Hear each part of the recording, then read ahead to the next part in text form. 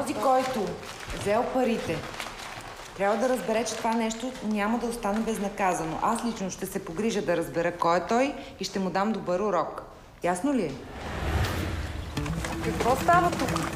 Чичковците ще ни вземат къщата. Ние сме с малко дете, не можете да ни изхвалите просто така от утре на улицата.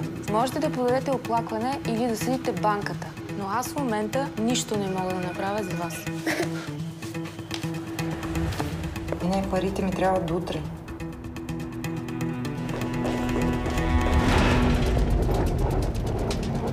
Извинете, имате ли да ми дадете 2 лева? Ще ти дам, само че има едно условие.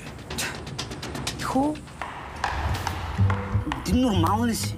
Какво се замесиш с тия хора? Това не са хора, това са пълни изроди, разбираш? Госпожо, имате парите. Какво е станало?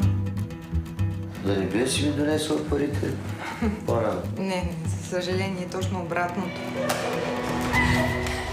Една жена иска да подаде жалба за изнудване и заплаха. Полицията направи пълен анализ на банкнотата, сне отпечатъци и крадецът е разкрит. Аз знам кой е. Да не почнеш да ме хитруваш сега. И за дъщеря ти знам. И здравния статус знам. Урока не е приключил.